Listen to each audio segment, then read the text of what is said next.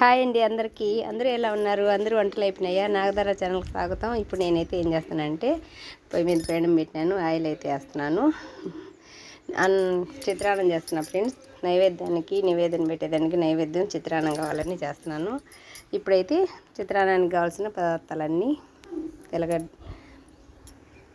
చూడండి, ఆయిల్ అయితే వేడెక్కుతుంది. అన్నీ పొడులన్నీ మీకు చూపిస్తున్నాను కదా, అందులోకి ఏమేమి కావాలన్నీ నేను చూపిస్తున్నాను. కొబ్బరి పొడి, పచ్చిమిర్చి, అల్లము, తెల్లగడ్డలు అయితే కీప్ చేసిన. అన్నం అయితే సలార్ పెట్టాను. 2 డీసులు అన్నం ఏంటంటే అదొక మిస్టేక్ లేండి, మళ్ళీ చెప్తాను.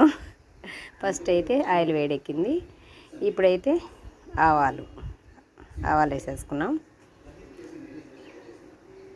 తర్వాత అయితే ఆవాలు చిట్టుపట్టం అంటేనే శనగకాయ పప్పులు, తర్వాత శనగబ్యాడ్లు, తర్వాత ఉద్దిపప్పు, జీలకర్ర, తర్వాత ఉద్దిపప్పు,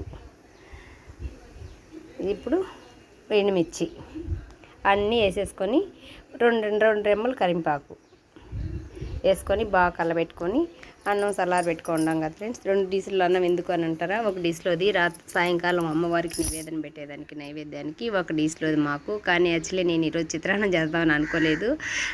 మొన్న అమ్మ దగ్గర కూరగాయలు పెట్టింటే నిన్న సాంబార్ పెట్టినాయి కదా ఫ్రెండ్స్, సగం గిన్నె కట్టే సాంబార్ ఉంది.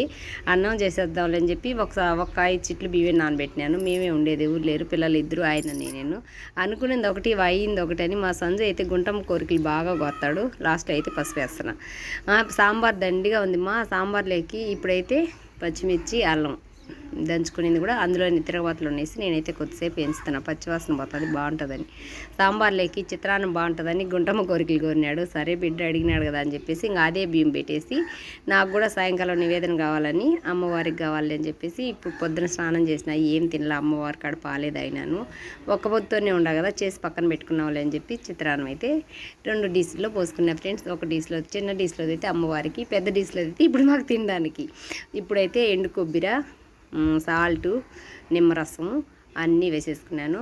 కానీ కొంచెం కొత్తిమీర, కరింపాకు నేనైతే అన్నం డీస్లో వేస్తాను. 7 అన్నంలో మధ్యలో తీసి పెట్టేస్తాను. ఇప్పుడు చూడండి, అన్నం ఇలా అంటే పైకి ఎత్తి వచ్చేస్తుంది. స్మెల్ అయితే సూపర్గా ఉంటుంది. నేను అప్పుడే మాట్లాడి చెప్దాం అనుకున్నా, వాయిస్ రికార్డ్ ఎందుకు పెట్టానంటే అమ్మవారి ప్రసాదం చేసేటప్పుడు నేనేం మాట్లాడను ఫ్రెండ్స్, అందుకని.